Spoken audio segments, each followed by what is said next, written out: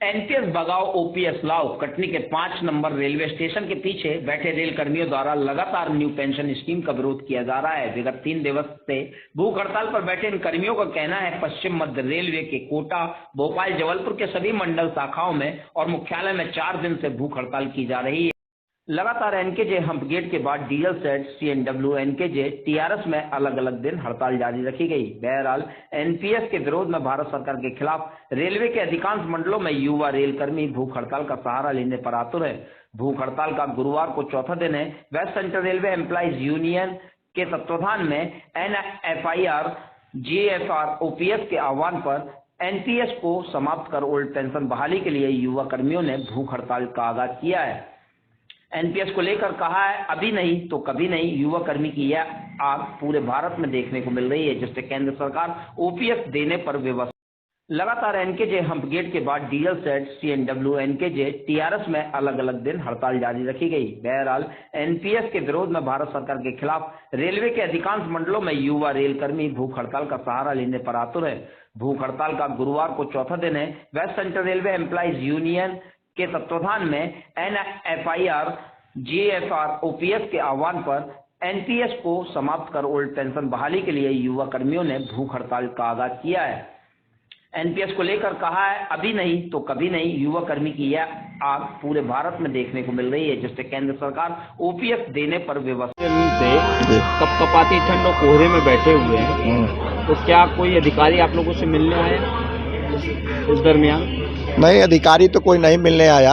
यह जो हमारा बेसिकली जो कार्यक्रम है वो एनएफआईआर और जेएफआरओपीएस के आह्वान पर 8 जनवरी से 11 जनवरी तक का भूख हड़ताल का क्रमिक भूख हड़ताल का आह्वान था।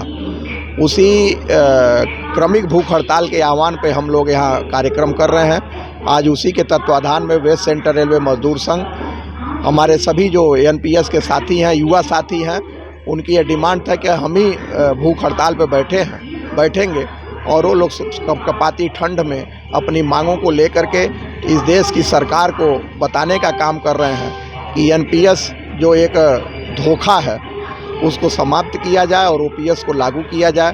क्योंकि हमारा ये राष्ट्रीय लेवल का आह्वान है और हमारे एनएफआईआर के जनरल सेक्रेटरी और जेएफआरओपीएस इन्होंने एक मेमोरेंडम रेलवे बोर्ड स्तर पे दिया हुआ है और उसी के तत्वाधान में हमारा ये कार्यक्रम चल रहा है।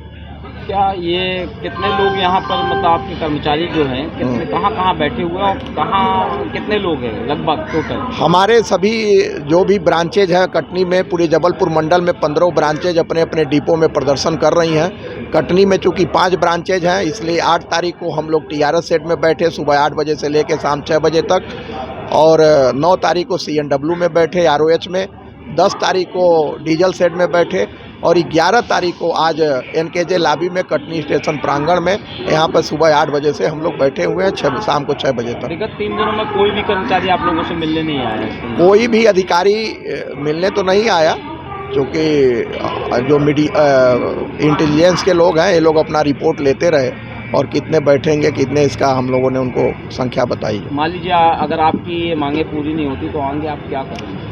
चूँकि हमारी मांगे ये राष्ट्रीय लेवल की मांगे हैं, लोकल अधिकारियों से इसका कोई बहुत ज़्यादा संबंध नहीं है। चूँकि हम ये बताना चाह रहे हैं कि चूँकि हमारा जो 10 अगस्त को रामलीला ग्राउंड में ऐतिहासिक धरना प्रदर्शन हुआ था, उससे हमने सरकार को जगाने का आवाज़ उठाया था, जगाने का बीड़ा उठाया था, और उसी क्रम में हम लोग इस सीक्रेट बैलेट में भी गए, जिसमें 95% कर्मचारियों ने एनपीएस को समाप्त करने के लिए अपने गुप्त मत का प्रयोग किया।